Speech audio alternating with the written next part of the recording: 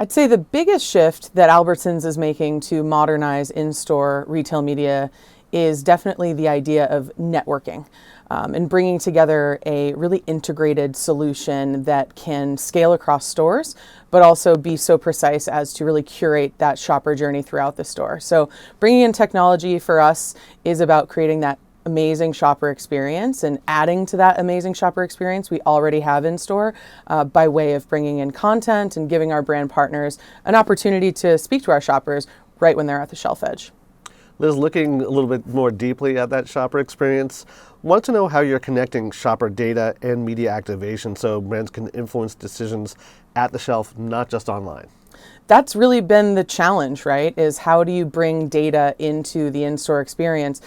For a long time, screens in stores were dumb screens. They just were, thumb drives in the back of screens across stores, and they weren't necessarily orchestrated.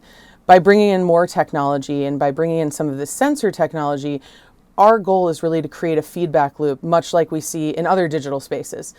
We shouldn't have in-store be this kind of standalone that we just have to set it and forget it and hope it works. We should be able to get those real-time signals that show, hey, there's dwell time in front of these ads, and we're seeing that correlate with incremental sales and start getting those types of signals. So that's really what we're aiming to do, and that's really what we're striving for, is creating that real-time feedback loop so we can adjust media on the fly and we can absolutely optimize for efficacy. Liz, as we've seen retail media evolve so vastly over the past few years, the idea of from on-site to off-site to other channels, as well as beyond performance. So with that in mind, what does full funnel really mean inside the physical store today? It's not new news that the funnel is collapsing. We've been talking about that for the last 10 plus years. But in the store, it really takes on a different kind of meaning because the store is a full funnel experience. In fact, I would argue it's the original full funnel experience. When you walk into the store, you can very easily be influenced and you can very easily have that awareness and start discovering new brands. I think all of us are probably guilty of an impulse purchase of a new SKU we've never seen before and we weren't planning on purchasing. So really that in-store experience can satiate the entire funnel from discovery all the way through conversion, of course. Our brand partners are seeing that opportunity and they really want a piece of it. They want to get in front of our shoppers because there are bigger brand stories to tell in the store. It's not just about price and item. It's also about some of those brand values that can really come to life at the shelf edge. So the in-store experience has always been the core part of grocery shopping, supermarkets. So, but measurement online and offline has always been tricky, particularly in store. So what signals are you seeing that's finally giving brands more confidence that the in-store media works? It's a great point, right? Because in our gut, we think to ourselves, well, in-store has to work. The people are already in the store. They're already in a shopping, buying mindset. Of course, a 65-inch screen with beautiful creative content can help influence that purchase. But to your point, measurement has been an outage in this space.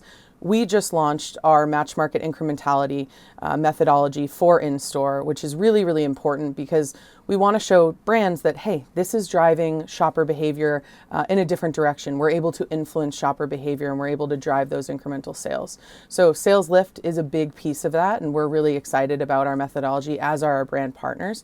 But I do think there's another piece too, and that's getting closer to direct attribution. And that's what we're striving for as well with our partnership with StrataCache and Walkbase, bringing those signals to life so we can use attribution almost as an efficiency metric, right? That the right folks are seeing the right content, but also pairing that with our lift methodology to ensure that ads are in fact effective.